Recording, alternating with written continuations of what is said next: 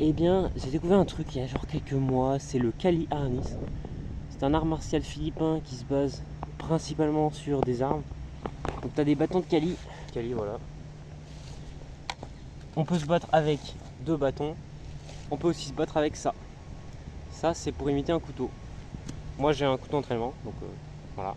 À l'époque, je voulais vraiment me battre avec un couteau. Je trouvais ça trop stylé. J'étais à fond dans le délire. Ouais, je sais trop me battre avec un couteau, machin. C'était vraiment un gamin. Et me battre avec une machette et tout. Donc c'était mon délire.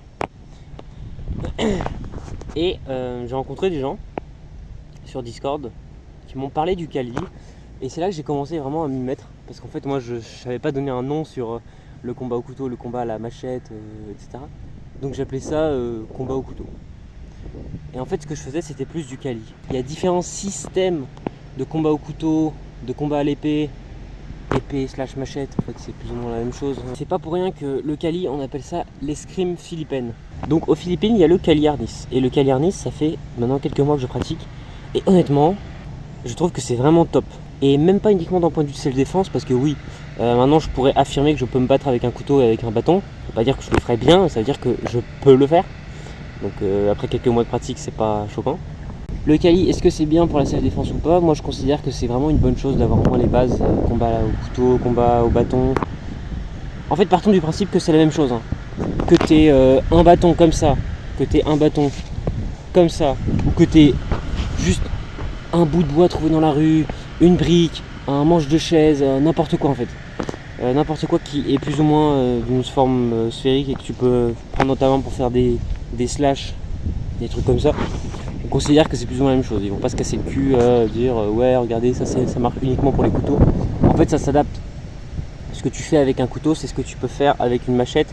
Et ce que tu fais avec une machette c'est aussi ce que tu pourrais faire à main nue. C'est pour ça que dans le Kali il y a une composante à main nue.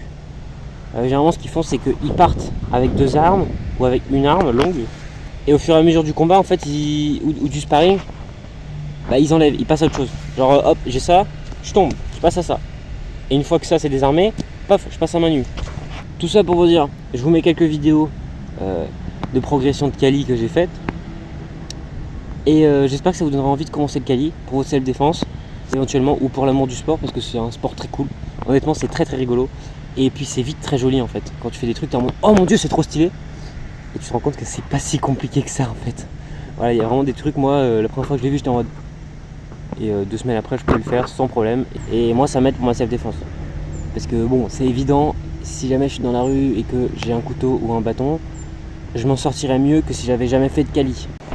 Voilà, alors je précise, moi j'en fais 15 minutes tous les matins depuis 2 mois. Et en fait, depuis que je suis jeune, je m'entraîne un peu avec des bâtons mais sans technique. Donc là, je m'entraîne vraiment en suivant des conseils, en regardant des tutos. Depuis pas très longtemps, mais c'est que 15 minutes par jour. Ce que je fais là, je précise, hein, c'est pas ce que je ferai en combat. C'est des trucs en shadow, ça passe. Corenza, je crois, ils appellent ça Corenza, le combat libre solo au Kali. Ce que je fais là en Carenza, c'est pas du tout ce que je ferais dans une vraie situation, parce que j'ai déjà testé avec des gens, dans des sparring, tu fais pas des combinaisons aussi longues. Ça c'est clairement juste pour s'entraîner, ça marche pas. Je précise parce que si jamais des gens me disent ouais tu connais rien, tu vas pas faire un truc comme ça dans la vraie vie. Oui, voilà.